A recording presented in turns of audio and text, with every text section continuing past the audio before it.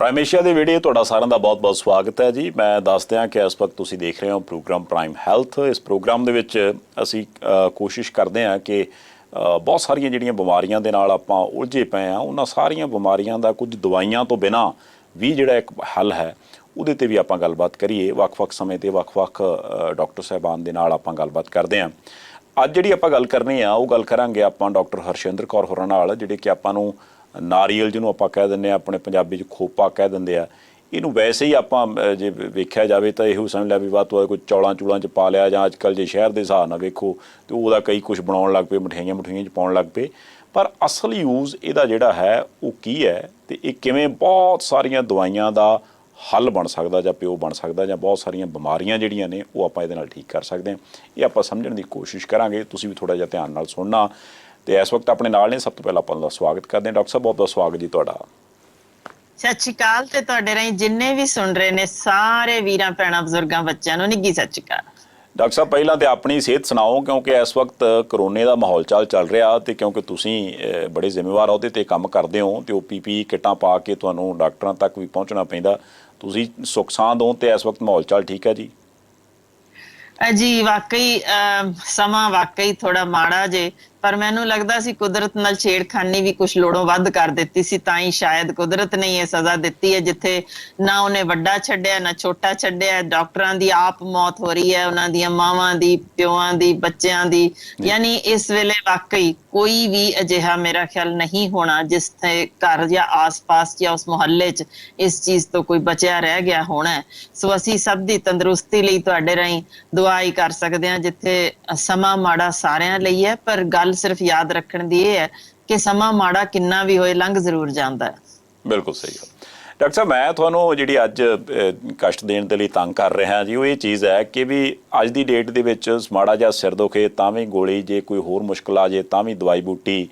ਇਹ ਜਿਹੜਾ ਗੋਲੀਆਂ ਦਵਾਈਆਂ ਬੂਟੀਆਂ ਦੇ ਨਾਲ ਅਸੀਂ ਇੱਕ ਨੂੰ ਠੀਕ ਕਰਕੇ ਤੇ ਨਾਲ ਚਾਰ ਹੋਰ ਚੰਬੇੜ ਲੈਂਦੇ ਹਾਂ। ਇਹਨਾਂ ਤੋਂ ਥੋੜ੍ਹਾ ਜਿਹਾ ਨਿਜਾਤ ਪਾਉਣ ਵਾਲੇ ਪਾਸੇ ਗੱਲ ਕਰੀਏ ਤਾਂ ਤੁਸੀਂ ਜਿੱਦਾਂ ਜ਼ਿਕਰ ਕਰ ਰਹੇ ਸੀ ਕਿ ਨਾਰੀਅਲ ਜਾਂ ਖੋਪਾ ਜਿਹਨੂੰ ਆਪਾਂ ਕਹਿ ਦਿੰਦੇ ਹਾਂ, ਉਹ ਬਹੁਤ ਸਾਰੀਆਂ ਬਿਮਾਰੀਆਂ ਦਾ ਹੱਲ ਹੋ ਸਕਦਾ। ਮੈਂ ਚਾਹੁੰਦਾ ਕਿ ਥੋੜ੍ਹਾ ਜਿਹਾ ਆਪਾਂ ਨੂੰ ਅੱਜ ਤੁਸੀਂ ਇਹ ਸਮਝਾਓ ਕਿ ਇਹ ਚੀਜ਼ ਕਿਵੇਂ ਹੈ ਅਤੇ ਆਪਾਂ ਇਹ ਸਾਰੇ ਕੁਛ ਦੀ ਵਰਤੋਂ ਕਿਵੇਂ ਕਰ ਸਕਦੇ ਹਾਂ। ਸ਼ਾਇਦ ਜੇ ਮੈਂ ਸ਼ੁਰੂਆਤ ਹੀ ਕਰਾਂ ਤਾਂ ਸੁਪਰ ਸੀਡ ਵੀ ਕਹਿਣ ਲੱਗ ਪਿਆ ਜੀ ਇਸ ਨਾਰੀਅਲ ਨੂੰ, ਉਹ ਕਿਉਂ? ਜੀ ਦਰਅਸਲ ਗੱਲ ਇਹ ਹੈ ਕਿ ਜਦੋਂ ਆਪਣੇ ਪਿਆਰੇ ਜੇ ਸੱਤੂ ਕਿਹਾ ਜਾਵੇ ਨਾ ਵੀ ਬਹੁਤ ਵਧੀਆ ਨੇ ਤੇ ਸਦੀਆਂ ਤੋਂ ਖਾਧੇ ਜਾ ਰਹੇ ਨੇ, ਤੇ ਸਾਡੇ ਰਿਗ ਵੇਦਾਂ ਸਾਰਿਆਂ ਦੇ ਵਿੱਚ ਇਹ ਜ਼ਿਕਰ ਵੀ ਹੈ, ਤਾਂ ਅਸੀਂ ਉਹਨੂੰ ਮੰਨਦੇ ਨਹੀਂ। ਅਸੀਂ ਕਹਿੰਦੇ ਨਹੀਂ ਇਹ ਠੀਕ ਨਹੀਂ ਹੈ। ਜਦੋਂ ਅੰਗਰੇਜ਼ ਸਾਨੂੰ ਇਹਨੂੰ ਓਟਸ ਕਹਿ ਕੇ 800 ਗੁਣਾ ਮਹਿੰਗਾ ਵੇਚਣਗੇ ਨਾ, ਫਿਰ ਅਸੀਂ ਬੜੇ ਸ਼ੌਕ ਨਾਲ ਇਹਨੂੰ ਖਾ ਲੈਂਦੇ ਹਾਂ। ਇਹ ਬਹੁਤ ਸਿਹਤਮੰਦ ਖੁਰਾਕ ਹੈ। ਬਿਲਕੁਲ ਇਸੇ ਤਰ੍ਹਾਂ ਜਦੋਂ ਜ਼ਿਕਰ ਅਸੀਂ ਕਰਦੇ ਹਾਂ ਕਿ ਮਾਂ ਦਾ ਦੁੱਧ ਚੰਗਾ ਹੈ, ਤਾਂ ਫਿਰ ਅਸੀਂ ਮੰਨਦੇ ਨਹੀਂ ਇਹ ਚੀਜ਼ ਠੀਕ ਨਹੀਂ, ਕਿਉਂਕਿ ਵਿਕਸਿਤ ਮੁਲਕਾਂ ਦੇ ਵਿੱਚ ਡੱਬੇ ਵਾਲੇ ਦੁੱਧ ਪਿਆਏ ਜਾਂਦੇ ਨੇ ਤੇ ਉਹਨਾਂ ਨਾਲ ਸਾਡਾ ਬੱਚਾ ਜ਼ਿਆਦਾ ਸਿਹਤਮੰਦ ਹੋਏਗਾ। ਕਾਰਨ ਇਹ ਹੁੰਦਾ ਹੈ ਕਿ ਜੋ ਮੁਫਤ ਦੀ ਚੀਜ਼ ਮਿਲੀ ਉਹਦੀ ਅਸੀਂ ਕਦਰ ਪਾਉਂਦੇ ਨਹੀਂ। ਬਿਲਕੁਲ ਇਸੇ ਤਰ੍ਹਾਂ ਖੋਪਾ ਹੁਣ ਇੱਕ ਕੁਦਰਤੀ ਚੀਜ਼ ਜਿਹਦੇ ਚੋਂ ਅਸੀਂ ਪਾਣੀ ਪੀ ਕੇ ਵਗਾਹ ਮਾਰਦੇ ਹਾਂ ਬੜੀ ਵਾਰ। ਤੇ ਜਿੱਥੇ ਹੁਣ ਬਹੁਤ ਵੱਡੇ ਜਦੋਂ ਹੋਟਲਾਂ ਵਿੱਚ ਜਾਂ ਤੁਸੀਂ ਜਾਓ ਬਾਹਰਲੇ ਮੁਲਕਾਂ ਵਿੱਚ 7 ਸਮੁੰਦਰੋਂ ਪਾਰ, ਜਦੋਂ ਤੁਹਾਨੂੰ ਦਿਸਦਾ ਹੈ ਵੀ ਸਭ ਤੋਂ ਮਹਿੰਗੀ ਚੀਜ਼ ਜਦੋਂ ਹੋਟਲਾਂ 'ਚ 5 ਤਾਰਾ ਹੋਟਲਾਂ 'ਚ ਜਿਸ 'ਚ ਖੋਪੇ ਦੀ ਵਿੱਚ ਤਰੀ ਪਾ ਕੇ ਉਸ ਤਰੀਕੇ ਦੀ ਫਿਸ਼ ਜੋ ਕਿ ਇਸ ਵੇਲੇ ਸਭ ਤੋਂ ਮਹਿੰਗੀ ਬਣਾਈ ਜਾਂਦੀ ਹੈ, ਉਹ ਜਦੋਂ ਮਿਲਦੀ ਹੈ ਸਾਨੂੰ ਲੱਗਦਾ ਹੈ ਵੀ ਹਾਂ ਬਸ ਇਹ ਬਹੁਤ ਵਧੀਆ ਚੀਜ਼ ਹੈ ਇਹ, ਕਿਉਂਕਿ ਸਾਨੂੰ 5 ਤਾਰਾ ਹੋਟਲਾਂ ਵਿੱਚ ਮਿਲ ਗਈ ਜਾਂ ਵਿਕਸਿਤ ਮੁਲਕਾਂ 'ਚ ਮਿਲੀ। ਪਰ ਜਿਹੜੀ ਮੁਫਤ ਦੀ ਕਿਸ ਤਰੀਕੇ ਅਸਰ ਕਰਦੀ ਜੇ ਸ਼ਾਇਦ ਸਾਡਾ ਧਿਆਨ ਉਹਨਾਂ ਨਾ ਜਾਂਦਾ ਜਦੋਂ ਤੱਕ ਕਿ ਦੋ ਖੋਜਾਂ ਬੜੀਆਂ ਮਜ਼ੇਦਾਰ ਸਾਡੇ ਸਾਹਮਣੇ ਨਾ ਆ ਗਈਆਂ। ਹੋਇਆ ਇਹ ਕਿ ਗਰੀਬ ਜਿਹਾ ਇੱਕ ਬੰਦਾ ਸੀ ਵਿਚਾਰਾ, ਗੱਲ ਤਾਇਵਾਨ ਦੀ, ਉੱਥੇ ਪੋਲਟਰੀ ਫਾਰਮਾਂ ਦੇ ਵਿੱਚ ਉਹ ਕੰਮ ਕਰਦਾ ਸੀ। ਉਹਨੇ ਵੇਖਿਆ ਕਿ ਬਹੁਤ ਸਾਰੇ ਉਦੋਂ ਏਵੀਅਨ ਇਨਫਲੂਐਂਜ਼ਾ ਫੈਲ ਗਿਆ। ਉਹਨੇ ਦੇਖਿਆ ਕਿ ਢੇਰਾਂ ਦੇ ਢੇਰ ਇਹ ਮਰੀ ਜਾਂਦੇ ਨੇ, ਤੇ ਉਹਨੇ ਕੀ ਕੀਤਾ ਕਿ ਆਪਣਾ ਉਹਦਾ ਦਿਲ ਸੀ ਵਿਚਾਰਾ ਕਿ ਮਰੀ ਜਾਂਦੇ ਨੇ, ਮੈਂ ਇਹਨਾਂ ਨੂੰ ਕਿਸੇ ਤਰੀਕੇ ਬਚਾਉਣ ਦੀ ਕੋਸ਼ਿਸ਼ ਕਰਾਂ। ਗਰੀਬ ਸੀ, ਕੰਮ ਕਰਦਾ ਸੀ ਉੱਥੇ। ਸੋ ਉਹਨੇ ਵੀ ਆ ਵਿਚਾਰਾ ਮਰ ਚੱਲਿਆ, ਚੁੱਕ ਕੇ 2-3 ਘਰ ਲਿਆਇਆ ਉਹਨਾਂ ਨੂੰ ਆਪਣੇ, ਤੇ ਉਹਨਾਂ ਨੂੰ ਉਹਦੇ ਕੋਲ ਜੋਤ ਹੈ ਤਾਂ ਕੁਛ ਸੀ ਨਹੀਂ, ਤੇ ਖੋਪੇ ਦੇ ਤੇਲ ਦੀਆਂ ਬੂੰਦਾਂ 2-2 ਪਿਆਣੀਆਂ ਸ਼ੁਰੂ ਕੀਤੀਆਂ ਵੀ ਚੱਲ ਇਸੇ ਨਾਲ ਹੀ ਥੋੜਾ ਜਿਹਾ ਤਰ ਹੋ ਜਾਓ, ਸ਼ਾਇਦ ਤਾਕਤ ਮਿਲ ਜਾਏ। ਕਮਾਲ ਦੀ ਗੱਲ ਇਹ ਹੋਈ ਕਿ ਉਹ ਜਿਸ ਵਾੜੇ ਚੋਂ ਉਹਨੇ ਕੱਢੇ ਸੀ ਬਾਕੀ ਤਾਂ ਉਹ ਸਾਰੇ ਖਤਮ ਹੋ ਗਏ, ਤੇ ਜਿਹੜੇ ਇਹਦੇ ਕੋਲ ਪਏ ਸਨ ਉਹ ਹਫ਼ਤੇ ਬਾਅਦ ਸਗੋਂ ਥੋੜੇ ਠੀਕ ਹੋਣੇ ਸ਼ੁਰੂ ਹੋ ਗਏ। ਜੀ ਉਹਨੇ ਜਦੋਂ ਗੱਲ ਕੀਤੀ ਵੀ ਆਹ ਚੀਜ਼ ਵਾਪਰੀ ਹੈ, ਤਾਂ ਉਹ ਮਾਲਕ ਨੇ ਸੋਚਿਆ ਕਿਉਂ ਨਾ ਵੱਡੇ ਪੱਧਰ ਤੇ ਹੀ ਟਰਾਈ ਕੀਤਾ ਜਾਵੇ ਵੀ ਇਹ ਬਚੇ ਤਾਂ। ਆਖਰ ਖੋਪੇ ਦਾ ਤੇਲ ਕਿੱਡੀ ਕੁ ਚੀਜ਼ ਹੋ ਸਕਦੀ ਹੈ ਜਿਸ ਨਾਲ ਇਹ ਬਚ ਗਏ। ਜੀ ਜੀ। ਹੁਣ ਉਹਨੇ ਕੀ ਕੀਤਾ ਵੀ ਉਹਨੇ 1 ਤੋਂ 2 ਕਿਲੋਗ੍ਰਾਮ ਪ੍ਰਤੀ ਟਨ ਖੁਰਾਕ ਦੇ ਵਿੱਚ ਇਹ ਪਾਉਣਾ ਸ਼ੁਰੂ ਕਰ ਦਿੱਤਾ। ਜੀ। ਹੈਰਾਨੀ ਦੀ ਗੱਲ ਇਹ ਹੋਈ ਕਿ ਇਹ ਚੀਜ਼ ਉਹਨਾਂ ਨੂੰ 70 ਦਿਨ ਤੱਕ ਖਵਾਈ ਗਈ, ਤੇ ਕਮਾਲ ਇਹ ਵੇਖੋ ਕਿ 70 ਦਿਨਾਂ ਬਾਅਦ ਇੱਕ ਵੀ ਮੁਰਗੀ ਜਾਂ ਚੂਚੇ 'ਚ ਇਹ ਬਿਮਾਰੀ ਦਾ ਨਾਮੋ ਨਿਸ਼ਾਨ ਨਹੀਂ ਰਿਹਾ। ਇੱਕ ਵੀ ਖਿਆਲ ਕਰਿਓ ਦਵਾਈ ਉਹਨਾਂ ਨੇ ਨਹੀਂ ਸੀ ਦਿੱਤੀ। ਜੀ ਕੀ ਬਾਤ। ਸਿਰਫ ਇਹ ਖੋਪੇ ਦਾ ਤੇਲ ਉਹਨਾਂ ਨੇ ਮਿਕਸ ਕਰਕੇ ਤੇ ਇਹ ਦੇਣਾ ਸ਼ੁਰੂ ਕੀਤਾ। ਉਹ ਇੱਕ ਗਰੀਬ ਵਿਚਾਰਾ ਜਿਹੜਾ ਕੰਮ ਕਰਦਾ, ਜਿਹਨੇ ਦੇਖਿਆ ਕਿ ਮੈਂ ਇਹ ਬਚਾ ਲਏ ਨੇ, ਉੱਥੋਂ ਇਹ ਸ਼ੁਰੂ ਹੋਈ ਗੱਲ। ਜੀ ਜੀ। ਹੁਣ ਇਹ ਗੱਲ ਬੜੀ ਕਮਾਲ ਦੀ ਸੀ ਕਿ ਇਹ ਜੇ ਇੱਕ ਅਸੀਂ ਇਹ ਜਿਹੜੇ ਪੰਛੀਆਂ ਨੂੰ ਬਚਾ ਸਕਦੇ ਆ ਇੰਨੀ ਮਾਰੂ ਬਿਮਾਰੀ ਤੋਂ, ਜਿਹਦੇ ਤੋਂ ਇੱਕ ਵੀ ਨਹੀਂ ਬਚ ਰਿਹਾ, ਇਹਦੇ ਚ ਆਖਰ ਹੈ ਕੀ? ਉਹ ਸੀ ਚੀਜ਼ ਜਿਹਨੇ ਸ਼ੁਰੂ ਕੀਤਾ ਵੀ ਲੱਭੀਏ ਤਾਂ ਸਹੀ ਇਸ ਚ ਹੈ ਕੀ। ਫਿਰ ਕੀਤਾ ਕੀ ਗਿਆ, ਉਹ ਮਾਵਾਂ ਲੱਭੀਆਂ ਗਈਆਂ ਪਿੰਡਾਂ ਦੇ ਵਿੱਚ, ਜਿਹੜੀਆਂ ਗਰੀਬ ਵਿਚਾਰੀਆਂ, ਜਿਹੜੀਆਂ ਡਾਕਟਰਾਂ ਕੋਲ ਮਹਿੰਗੀਆਂ ਫੀਸਾਂ ਨਹੀਂ ਸੀ ਦਿੰਦੀਆਂ। ਬਜ਼ੁਰਗਾਂ ਤੋਂ ਸੁਣਿਆ ਸੁਣਾਇਆ ਕਿ ਭਾਈ ਗਰੀਬ ਬੱਚਾ ਘਰ ਹੀ ਜੰਮ ਪਿਆ, ਤੇ ਚਲੋ ਤੁਸੀਂ ਹੋਰ ਕੁਛ ਨਹੀਂ ਤੇ ਇਹਨੂੰ ਜੀ ਆ ਖੋਪੇ ਦੇ ਤੇਲ ਦੀ ਮਾਲਿਸ਼ ਸ਼ੁਰੂ ਕਰ ਦਿਓ ਜੀ।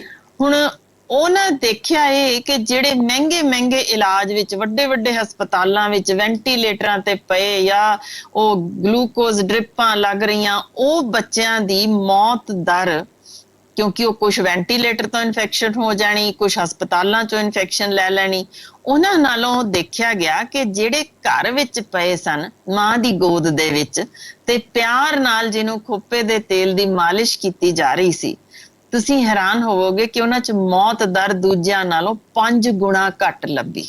ਅੱਛਾ ਜੀ। ਅੱਖਾਂ ਖੋਲਣ ਵਾਲੀ ਗੱਲ ਸੀ ਕਿ ਆਖਰ ਇੰਨੇ ਐਡਵਾਂਸਡ ਤੁਸੀਂ ਟ੍ਰੀਟਮੈਂਟਸ ਕਰ ਰਹੇ ਹੋ। ਮੈਂ ਇਸ ਦੱਸਦਿਆਂ ਖਿਮਾ ਮੰਗਦੀ ਹਾਂ, ਮੈਂ ਆਪ ਬੱਚਿਆਂ ਦੀ ਡਾਕਟਰ ਹਾਂ, ਤੇ ਮੈਂ ਕਿਸੇ ਵੀ ਬੱਚਿਆਂ ਦੇ ਡਾਕਟਰ ਦੇ ਪੇਸ਼ੇ ਤੇ ਕੋਈ ਠੁੱਡਾ ਨਹੀਂ ਮਾਰ ਰਹੀ।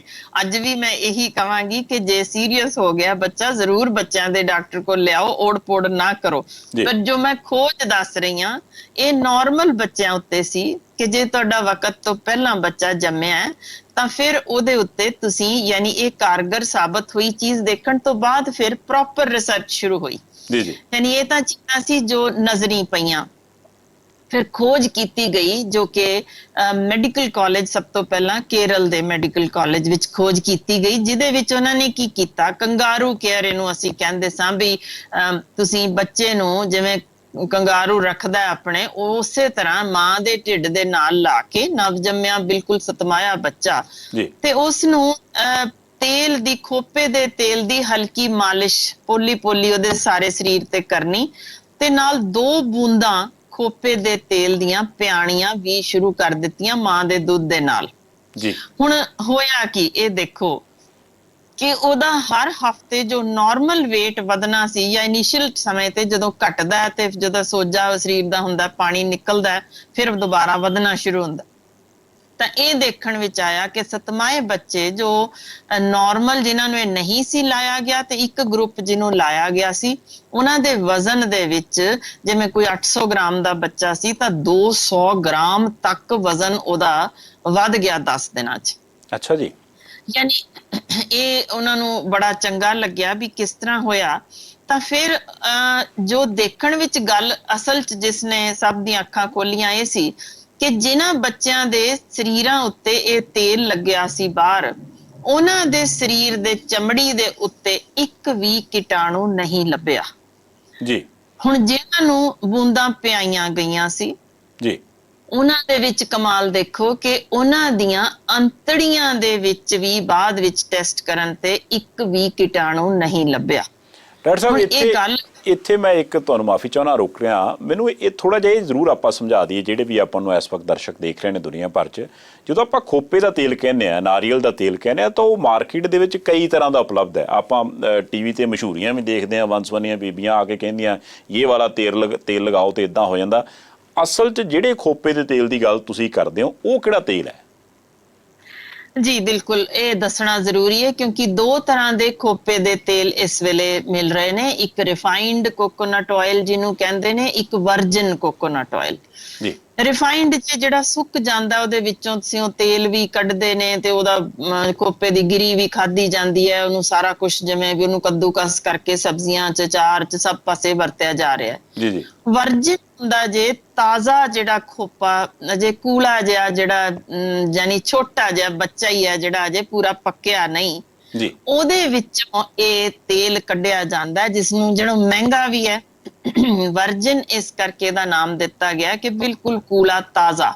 ਜੀ ਇਸ ਦੇ ਵਿੱਚ ਚੀਜ਼ਾਂ ਖਾਸ ਕਰ ਕਿਉਂ ਨੇ, ਇਹਦੇ ਚੋਂ ਇਮਿਊਨਿਟੀ ਵੀ ਵੱਧ ਜੇ, ਇਹਦੇ ਸਦਕਾ ਵਿਟਾਮਿਨ ਈ, ਸਟੀਰੋਲ ਤੇ ਪੋਲੀਫਿਨੋਲ ਨੇ ਜਿਹੜੇ ਇਸ ਦੇ ਵਿੱਚ ਦੂਜੇ ਨਾਲੋਂ ਕਿਤੇ ਵੱਧ ਹੁੰਦੇ ਨੇ ਤੇ ਇਹੀ ਨੇ ਜਿਹੜੇ ਅਸਰ ਕਰਦੇ ਨੇ। ਸੋ ਰਿਫਾਈਨਡ ਕੋਕੋਨਟ ਆਇਲ ਜੋ ਤੁਸੀਂ ਸਿਰ ਤੇ ਲਾਣਾ ਜੇ ਉਹ ਵੱਖਰਾ ਹੋਏਗਾ, ਜਾਂ ਕੁਝ ਖੋਪੇ ਦੇ ਤੇਲ ਰਿਫਾਈਨਡ ਜੋ ਇਸ ਵੇਲੇ ਸਬਜ਼ੀ ਬਣਾਉਣ ਲਈ ਜਾਂ ਤਲਣ ਲਈ ਵੀ ਕੁਝ ਲੋਕ ਵਰਤ ਰਹੇ ਨੇ ਜਾਂ ਸੈਲਡਸ ਵਿੱਚ ਪਾ ਰਹੇ ਨੇ, ਉਹ ਵੱਖਰਾ ਜੇ। ਰਿਫਾਈਨਡ ਨਾਲੋਂ ਵੱਖਰਾ ਜਿੰਨੀਆਂ ਖੋਜਾਂ ਦਿਸੀਆਂ ਨੇ ਇਸ ਵੇਲੇ ਵਰਜਨ ਕੋਕੋਨਟ ਆਇਲ ਦੀਆਂ ਹੀ ਮੈਂ ਦੱਸ ਰਹੀ ਹਾਂ। ਮਹਿੰਗਾ ਜ਼ਰੂਰ ਜੇ, ਪਰ ਇਹ ਥੋੜੀ ਮਾਤਰਾ ਵਿੱਚ, ਜਿਵੇਂ ਮੈਂ ਦੱਸਿਆ, ਸਿਰਫ 2 ਬੂੰਦਾਂ ਕੁਝ ਵੀ ਮਾਇਨੇ ਨਹੀਂ ਰੱਖਦੀਆਂ। ਅੱਛਾ ਡਾਕਟਰ ਸਾਹਿਬ, ਇੱਥੇ ਇੱਕ ਚੀਜ਼ ਮੈਂ ਤੁਹਾਨੂੰ ਪੁੱਛਣੀ ਚਾਹੁੰਦਾ, ਜਿਹੜੀ ਮੈਂ ਆਪਣੇ ਦਰਸ਼ਕਾਂ ਨੂੰ ਵੀ ਦੱਸ ਦਿਆਂ ਕਿ ਵੀ ਇਹ ਡਾਕਟਰ ਸਾਹਿਬ ਜਿਹੜੀ ਆਪਾਂ ਨੂੰ ਇਸ ਵਕਤ ਗੱਲ ਦੱਸ ਰਹੇ ਨੇ ਉਹ ਵਰਜਨ ਕੋਕੋਨਟ ਆਇਲ ਦੀ ਗੱਲ ਦੱਸ ਰਹੇ ਨੇ, ਜਿਹਦੀ ਮਾਲਿਸ਼ ਵੀ ਕੀਤੀ ਜਾਂਦੀ ਹੈ, ਜਿਸ ਨੂੰ 2 ਬੂੰਦਾਂ ਦੇ ਰੂਪ ਦੇ ਵਿੱਚ ਬੱਚੇ ਨੂੰ ਦਿੱਤਾ ਵੀ ਜਾਂਦਾ। ਡਾਕਟਰ ਸਾਹਿਬ, ਜੇ ਤੁਹਾਡੇ ਤੱਕ ਮੇਰੀ ਆਵਾਜ਼ ਪਹੁੰਚ ਰਹੀ ਹੋਵੇ ਤੇ ਮੈਂ ਇਹ ਪੁੱਛਣਾ ਚਾਹੁੰਦਾ ਕਿ ਵੀ ਇਹ ਜਿਹੜੀ ਚੀਜ਼ ਤੁਸੀਂ ਸਮਝਾ ਰਹੇ ਹੋ, ਦੱਸ ਰਹੇ ਹੋ, ਉਹ ਸਿਰਫ ਬੱਚਿਆਂ ਤੇ ਕਾਰਗਰ ਹੈ, ਜਾਂ ਇਸ ਤੋਂ ਬਾਅਦ ਆਪਾਂ ਇਹਨੂੰ ਜਿਹੜਾ ਹੈ ਉਹ ਜਿਹੜੇ ਵੱਡੇ ਨੇ ਉਹਨਾਂ ਦੇ ਨਾਲ ਵੀ ਆਪਾਂ ਇਸ ਚੀਜ਼ ਨੂੰ ਵਰਤ ਸਕਦੇ ਹਾਂ, ਯਾਨੀ ਕਿ ਵੱਡੇ ਜਿਹੜੇ ਲੋਕ ਨੇ ਉਹ ਵੀ ਵਰਤ ਸਕਦੇ ਇਹਨੂੰ, ਕਿ ਜਾਂ ਫਿਰ ਸਿਰਫ ਤੇ ਸਿਰਫ ਬੱਚੇ ਜਿਹੜੇ ਨੇ ਉਹਨਾਂ ਦੇ ਉੱਪਰ ਹੀ ਇਹ ਕਾਰਗਰ ਹੈ? ਜੀ ਨਹੀਂ, ਇਹ ਸਾਰੇ ਹੀ, ਈਵਨ ਬਜ਼ੁਰਗ ਵੀ, ਬੱਚੇ ਵੀ, ਵੱਡੇ ਵੀ। ਹੁਣ ਇਹ ਕਿਵੇਂ ਅਸਰ ਲੱਭਿਆ ਵੀ ਜਿਵੇਂ 14 ਦਿਨ ਜਦੋਂ ਮਾਲਿਸ਼ ਕੀਤੀ, ਮੈਂ ਦੱਸਦੀ ਹਾਂ ਕੀ ਹੋਇਆ ਸੀ ਉਦੋਂ। ਤਾਂ ਉਹਨਾਂ ਦੇ ਸਰੀਰ ਵਿੱਚ, ਲਹੂ ਵਿੱਚ ਮੋਨੋਲੋਰੀਨ ਇੱਕ ਚੀਜ਼ ਹੈ ਜਿਹੜੀ ਇਮਿਊਨਿਟੀ ਵੀ ਵਧਾਉਂਦੀ ਹੈ, ਜਿਹੜੀ ਅੰਤੜੀਆਂ ਵਿਚਲੇ ਸੈੱਲ ਵੀ, ਜਿਹੜੀ ਬਾਹਰ ਉੱਲੀ ਲੱਗੀ ਹੋਈ ਵੀ ਸਾਡੀ ਬੈਕਟੀਰੀਆ, ਵਾਇਰਸ, ਚਮੜੀ ਥਾਣੀ ਵੀ ਨਹੀਂ ਵੜਨ ਦਿੰਦੀ, ਤੇ ਅੰਤੜੀਆਂ ਦੇ ਅੰਦਰ ਵੀ ਜੋ ਇਮਿਊਨਿਟੀ ਵਧਾਉਂਦੀ ਹੈ, ਜਿਹਨੇ ਇਨੇਟ ਇਮਿਊਨਿਟੀ ਵੀ, ਅਡੈਪਟਿਵ ਵੀ, ਯਾਨੀ ਸੈੱਲ, ਟੀ ਸੈੱਲ ਮਾਰਨ ਵਾਲੇ ਵੀ ਵਧਾਣੇ ਹੈ, ਜਿਹਨੇ ਐਂਟੀਬਾਡੀਜ਼ ਤਿਆਰ ਕਰਨ 'ਚ ਵੀ ਮਦਦ ਕਰਨਾ ਹੈ, ਉਹ ਉਹਨਾਂ 'ਚ ਵਧੀ ਹੋਈ ਲੱਭੀ। ਹੁਣ ਇਹ ਵਧੀ ਹੋਈ ਲੱਭਣ ਤੇ ਸਭ ਤੋਂ ਪਹਿਲੀ ਚੀਜ਼ ਕੀ ਕੀਤੀ, ਫਿਲੀਪੀਨਸ ਵਿੱਚ ਉਹਨਾਂ ਨੇ ਏਡਜ਼ ਦੇ ਮਰੀਜ਼ ਲੱਭੇ। ਸਾਨੂੰ ਸਭ ਨੂੰ ਪਤਾ ਹੈ ਕਿ ਏਡਜ਼ ਦੇ ਮਰੀਜ਼ਾਂ ਦੀ ਇਮਿਊਨਿਟੀ ਬਿਲਕੁਲ ਨਾ ਬਰਾਬਰ ਹੋ ਜਾਂਦੀ ਹੈ, ਯਾਨੀ CD4, CD8 ਕਾਊਂਟ ਬਹੁਤ ਘਟ ਜਾਂਦਾ ਜੇ। ਉਹ ਕਾਰਨ ਹੀ ਇਮਿਊਨਿਟੀ ਘਟਣ ਕਰਕੇ ਹੀ ਸਾਰੀ ਬਿਮਾਰੀ ਹੈ ਤੇ ਮੌਤ ਹੋ ਜਾਂਦੀ ਹੈ। ਸੋ ਉਹਦੇ ਉੱਤੇ ਖੋਪੇ ਦਾ ਤੇਲ ਵਰਤਣਾ ਇੱਕ, ਤੁਸੀਂ ਸਮਝੋ ਕਿ ਯਾਨੀ ਕਮਾਲ ਹੀ ਕਹਿ ਸਕਦੇ ਹਾਂ ਜੋ ਵਾਪਰਿਆ ਉਸ ਸਮੇਂ, ਕਿ ਉਹਨਾਂ ਨੇ ਤਾਂ ਉਹ ਚੁਣੇ ਏਡਜ਼ ਦੇ ਮਰੀਜ਼ ਜਿਨ੍ਹਾਂ ਦੀ ਚਮੜੀ ਤੇ ਕਾਫੀ ਜ਼ਿਆਦਾ ਇਨਫੈਕਸ਼ਨ ਸੀ, ਕਈਆਂ ਤੇ ਫੰਗਲ ਇਨਫੈਕਸ਼ਨ ਸੀ, ਵਾਇਰਲ ਜਾਂ ਦੇਖਿਆ ਗਿਆ, ਜਾਂ ਬੈਕਟੀਰੀਅਲ ਇਨਫੈਕਸ਼ਨ ਹੈ ਸਾਰੀਆਂ। ਉਹਨਾਂ ਨੇ ਚਮੜੀ ਉੱਤੇ ਉਹ ਚੀਜ਼, ਇਹਨਾਂ ਨੇ 45 ਮਿਲੀਗ੍ਰਾਮ ਉਹਨਾਂ ਨੂੰ ਵਰਜਿਨ ਖੋਪੇ ਦਾ ਤੇਲ ਰੋਜ਼ ਪਿਆਇਆ ਗਿਆ। ਜੀ ਮੈਂ ਏਡਜ਼ ਦੇ ਮਰੀਜ਼ਾਂ ਦੀ ਗੱਲ ਕਰਦੀ ਹਾਂ। ਤੇ ਨਾਲੇ ਉਹਨਾਂ ਦੇ ਚਮੜੀ ਦੇ ਬਾਹਰ ਇਸ ਤੇਲ, ਵਰਜਿਨ ਖੋਪੇ ਦਾ ਤੇਲ ਹੀ ਮਲਣ ਲਈ ਵੀ ਦਿੱਤਾ ਗਿਆ। ਹੁਣ ਇਹਦੇ ਵਿੱਚ ਜੋ 45 ਮਿਲੀਗ੍ਰਾਮ ਸੀ, ਇਹਦੇ ਵਿੱਚ ਯਾਨੀ 800 ਮਿਲੀਗ੍ਰਾਮ ਅੱਗੋਂ ਮੋਨੋਲੋਰੀਨ ਇੱਕ ਤਰੀਕੇ ਉਹਨਾਂ ਨੇ ਕੈਲਕੂਲੇਟ ਕਰ ਲਈ ਵੀ ਇੰਨੀ ਕੁ ਨਿਕਲ ਜਾਣੀ ਹੈ। ਤੇ ਇਹ ਮਰੀਜ਼ ਸਾਰੇ 22 ਤੋਂ 38 ਸਾਲਾਂ ਦੇ ਸਨ। ਇਹਨਾਂ ਨੂੰ ਲਗਾਤਾਰ 6 ਮਹੀਨੇ ਇਹੀ ਟ੍ਰੀਟਮੈਂਟ ਦਿੱਤੀ ਗਈ। ਕਮਾਲ ਇਹ ਦੇਖੋ, ਜੋ ਕਿ ਅਜੇ ਤੱਕ ਇੱਕੋ ਇੱਕ ਖੋਜ ਸਾਬਤ ਹੋ ਚੁੱਕੀ ਹੈ ਕਿ 6 ਮਹੀਨੇ ਬਾਅਦ CD4 ਤੇ CD8 ਸੈਲਸ, ਜੋ ਕਿ ਅਸਲ ਦਿੱਕਤ ਹੁੰਦੀ ਜੇ, ਜਿਸ ਤੇ ਕਿ ਅਜੇ ਤੱਕ ਵੀ ਅੱਗੋਂ ਹੁਣ ਖੋਜ ਜਾਰੀ ਹੈ ਕਿ ਕੀ ਅਸੀਂ ਇਹਨਾਂ ਦੀ ਉਮਰ ਲੰਬੀ ਇਸ ਹਿਸਾਬ ਨਾਲ ਕਰ ਸਕਦੇ ਹਾਂ, ਕਿਉਂਕਿ ਉਹ ਕਾਊਂਟ ਵੀ ਵਧਿਆ ਲੱਭਿਆ, ਇਨਫੈਕਸ਼ਨ ਹੋਣ ਦਾ ਰੇਟ ਵੀ ਘਟਿਆ ਲੱਭਿਆ, ਤੇ ਇਹਨਾਂ ਦੀ ਚਮੜੀ ਦੇ ਉੱਤੇ ਹੋਈ ਜੋ ਇਨਫੈਕਸ਼ਨ ਉਹ ਵੀ ਠੀਕ ਹੋ ਗਈ, ਜੋ ਕਿ ਇੱਕ ਬਹੁਤ ਪੋਜ਼ਿਟਿਵ ਚੀਜ਼ ਸੀ। ਮੈਂ ਇਸ ਕਰਕੇ ਦੱਸਣਾ ਚਾਹੁੰਦੀ ਹਾਂ ਕਿ ਸਿਰਫ ਤੇ ਸਿਰਫ ਅਜੇ ਤੱਕ ਸਾਡੇ ਕੋਲ ਮਾਂ ਦੇ ਦੁੱਧ ਦੇ ਵਿੱਚ ਸਾਨੂੰ ਅਜੇ ਤੱਕ ਪਤਾ ਸੀ ਕਿ ਇਹਦੇ ਵਿੱਚੋਂ ਇਮਿਊਨਿਟੀ ਦੇ ਲਾਈਵ ਸੈਲਸ ਆਉਂਦੇ ਨੇ, ਜੋ ਕਿ ਇਸ ਤਰ੍ਹਾਂ ਅਸਰ ਨਹੀਂ ਕਰਦੇ, ਯਾਨੀ ਮਾਂ ਦਾ ਦੁੱਧ ਇੰਝ ਹੀ ਨਹੀਂ ਕਰਦਾ। ਸਿਰਫ ਬੱਚੇ ਦੇ ਢਿੱਡ ਅੰਦਰ ਜਦੋਂ ਪਹੁੰਚਦਾ ਹੈ ਤਾਂ ਉਹਦੇ ਅੰਤੜੀਆਂ ਵਿੱਚੋਂ ਰਸ ਨਿਕਲਦੇ ਨੇ, ਟ੍ਰਾਈਗਲਿਸਰਾਈਡ, ਜੋ ਇਹਨੂੰ ਫ੍ਰੀ ਫੈਟੀ ਐਸਿਡ ਤੇ ਮੋਨੋਗਲਿਸਰਾਈਡ ਵਿੱਚ ਇਹਦੇ ਮਾਂ ਦੇ ਦੁੱਧ ਨੂੰ ਤਬਦੀਲ ਕਰਦੇ ਨੇ, ਜਿੱਥੋਂ ਇਹਦਾ ਅਸੀਂ ਵਧੀਆ ਜੋ ਇਹਦਾ ਲੈ ਸਕਦੇ ਹਾਂ ਅਸਰ, ਯਾਨੀ ਇਮਿਊਨਿਟੀ ਵਧਾਉਣ ਦਾ। ਜੀ ਐਗਜ਼ੈਕਟਲੀ ਉਹੀ ਅਸਰ, ਕਿਉਂ ਇਹਨੂੰ ਸੁਪਰਸੀਡ ਜਿਵੇਂ ਤੁਸੀਂ ਨਾਂ ਲਿਆ, ਕਿ ਉਹੀ ਅਸਰ ਇਹਦੇ ਵਿੱਚ ਵੀ ਦਿਸਿਆ ਕਿ ਅੰਤੜੀਆਂ ਚੋਂ ਜਦੋਂ ਰਸ ਨਿਕਲਦੇ ਨੇ ਅੰਦਰ ਪਹੁੰਚਦਾ ਹੈ, ਤੇ ਉਦੋਂ ਇਹਦੇ ਵਿਚਲੇ ਜੋ ਟੁੱਟ ਭੰਨ ਕਰਕੇ ਸਾਡੇ ਕੋਲ ਮੋਨੋਲੋਰੀਨ ਪਹੁੰਚਦੀ ਏ, ਉਹੀ ਕਮਾਲ ਕਰ ਰਹੀ ਸੀ, ਜੋ ਕਿ ਇਸੇ ਤਰ੍ਹਾਂ ਪਈ ਅਸਰ ਨਹੀਂ ਕਰਦੀ। ਜੀ ਬਿਲਕੁਲ ਇੰਜ ਚਮੜੀ ਉੱਤੇ ਹੁਣ ਕਿਵੇਂ ਅਸਰ ਦਿਖਾ ਰਹੀ ਸੀ ਕਿ ਇਹ ਜੋ ਇਹਦੇ ਵਿਚਲੇ ਅੰਸ਼ ਨੇ, ਇਹ ਜੋ ਵਾਇਰਸ ਦੇ ਤੇ ਬੈਕਟੀਰੀਆ ਦੇ ਕੀਟਾਣੂਆਂ ਦੇ ਸੈੱਲਾਂ ਦੇ ਵਿਚਲੀ ਜੋ ਥਿੰਦੇ ਦੀ ਪਰਤ ਖੋਰ ਦਿੰਦੇ ਸਨ, ਜਿਹਦੇ ਨਾਲ ਉਹ ਚਿਪਕ ਹੀ ਨਹੀਂ ਸਨ ਸਕਦੇ ਅੱਗੋਂ ਕਿ ਉਹ ਅਸਰ ਕਰ ਸਕਣ ਜਾਂ ਆਪਣੇ ਅੰਦਰ ਫੈਲ ਸਕਣ, ਬਿਮਾਰੀ ਕਰ ਸਕਣ, ਉਹੀ ਕਾਰਨ ਸੀ ਕਿ ਉਹ ਚਮੜੀ ਉੱਤੋਂ ਵੀ ਇਹ ਸਭ ਕੁਝ ਇਹਨਾਂ ਦਾ ਇਨਫੈਕਸ਼ਨ ਹੋਣ ਦੇ ਨਾ ਬਰਾਬਰ ਦੇ ਅੰਸ਼ ਦਿਖੇ। ਜੀ ਹੁਣ ਇੱਕ ਵਿਰੈਲੋ ਰੇਵਲ ਨੇ ਖੋਜ ਕੀਤੀ, ਜੋ ਕਿ ਚੋਟੀ ਦੇ ਸਾਡੇ ਮਾਈਕਰੋਬਾਇਓਲੋਜੀ ਇਨਫੈਕਸ਼ੀਅਸ ਡਿਜ਼ੀਜ਼ਸ ਜਰਨਲ ਵਿੱਚ ਛਪ ਚੁੱਕੀ ਜੇ। ਜੀ ਹੁਣ ਇਹਦੇ ਵਿੱਚ ਉਹਨੇ ਕਮਾਲ ਦੇਖੋ ਕਿ ਅੱਜ ਕੱਲ ਅਸੀਂ ਵਰਤ ਰਹੇ ਹਾਂ ਆਪਣੇ ਅਲਕੋਹਲ ਦੇ ਸੈਨੀਟਾਈਜ਼ਰਸ। ਜੀ ਜੀ ਜੋ ਉਹਨੇ ਖੋਜ ਕੀਤੀ, ਉਹਨੇ ਦੇਖਿਆ, ਇਹ ਮੈਂ ਪਹਿਲਾਂ ਦੱਸ ਦਿਆਂ ਕਿ ਅੱਜ ਦੀ ਖੋਜ ਨਹੀਂ ਚੱਲ ਰਹੀ, ਸਨ 2000 ਤੋਂ ਸ਼ੁਰੂ ਹੋਈ, ਯਾਨੀ 20 ਸਾਲ ਥੋੜੇ ਨਹੀਂ ਹੁੰਦੇ। ਇੰਨੀ ਲੰਬੀ ਖੋਜ ਦੇ ਬਾਅਦ ਉਹਨੇ ਨਤੀਜੇ ਕੱਢੇ ਸੀ। ਇਹ ਖੋਜ ਮੁੱਕੀ ਸੀ 2017 ਵਿੱਚ।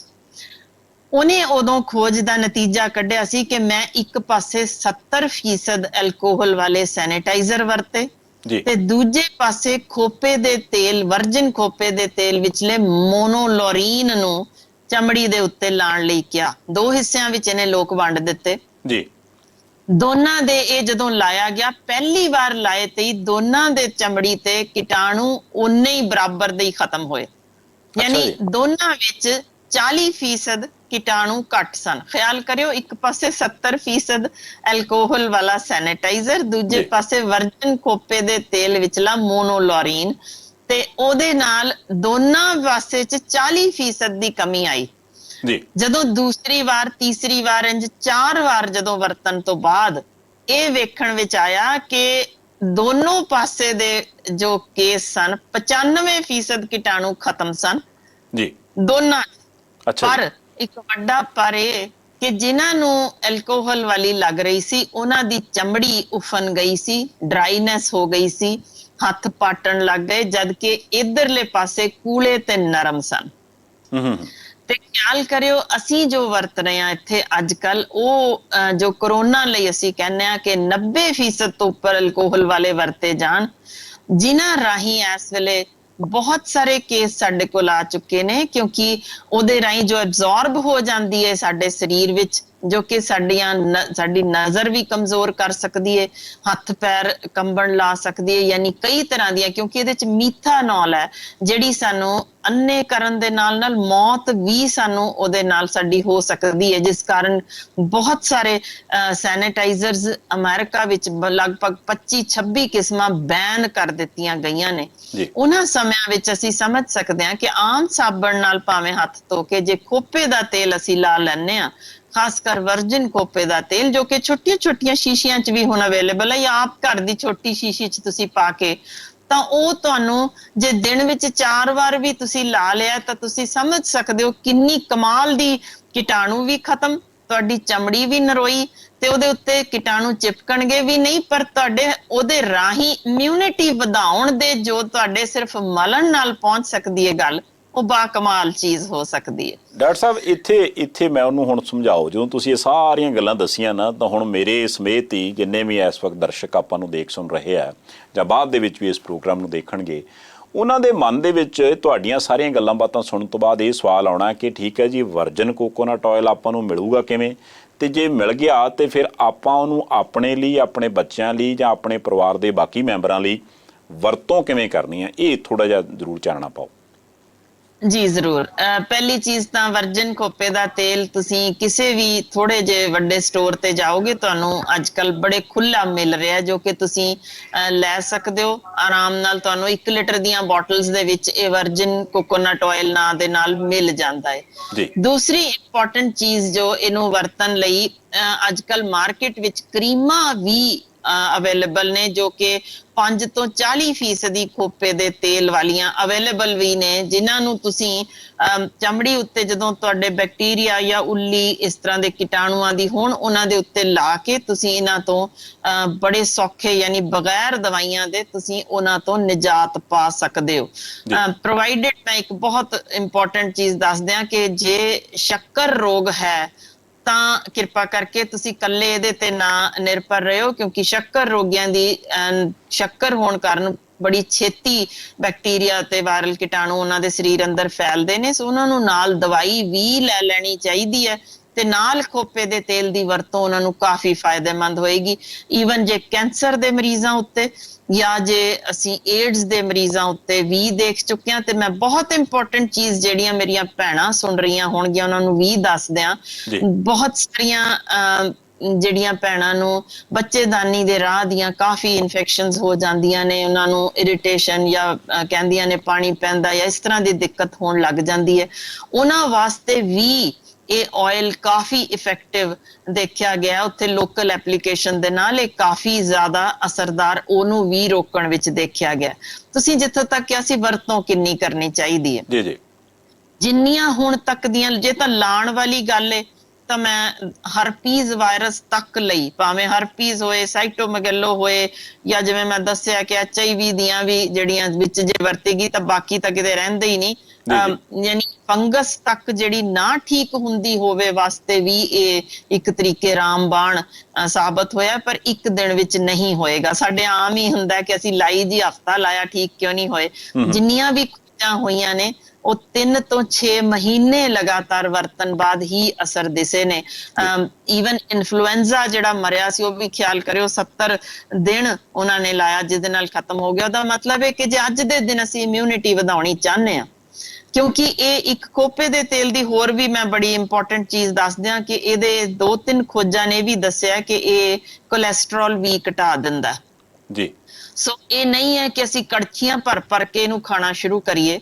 ਲੈਣ ਵਾਸਤੇ ਪਹਿਲੀ ਚੀਜ਼ ਤਾਂ ਹਰ ਰੋਜ਼ ਨਹਾਉਣ ਤੋਂ ਪਹਿਲਾਂ ਇਹਨੂੰ ਜੇ ਤੁਸੀਂ ਥੋੜਾ ਜਿਹਾ ਯਾਨੀ ਹਾਰਡਲੀ 1.5 ਚਮਚ ਸਿਰਫ ਚਾਹੀਦਾ ਹੁੰਦਾ ਜੇ ਤੁਸੀਂ ਸਰੀਰ ਤੇ ਮਾਲਿਸ਼ ਕਰ ਲਵੋ, ਜਾਂ ਰਾਤ ਨੂੰ ਪੈਣ ਲੱਗਿਆ ਜੇ ਤੁਸੀਂ ਹਲਕਾ ਕੋਸਾ ਕਰਕੇ ਸਿਰਫ ਉਂਗਲਾਂ ਨੂੰ ਰੱਤੀ ਮਾਸਾ ਡੁਬੋ ਕੇ ਜੇ ਸਿਰ 'ਚ ਰੱਤੀ ਮਾਸਾ ਚੱਸੋ ਤਾਂ ਇਹ ਜਜ਼ਬ ਹੋ ਜਾਂਦਾ ਜੇ, ਜਿਹਦੇ ਨਾਲ ਵਾਲ ਝੜਨੇ ਵੀ ਰੁਕ ਸਕਦੇ ਨੇ, ਵਾਲ ਛੇਤੀ ਚਿੱਟੇ ਵੀ ਨਹੀਂ ਹੁੰਦੇ ਤੇ ਤੁਹਾਨੂੰ ਸਵੇਰੇ ਉੱਠ ਕੇ ਤਰੋ ਤਾਜ਼ਾ ਮਹਿਸੂਸ ਕਰੋਗੇ, ਬੜੀ ਸੋਹਣੀ ਨੀਂਦਰ ਆਉਂਦੀ ਜੇ।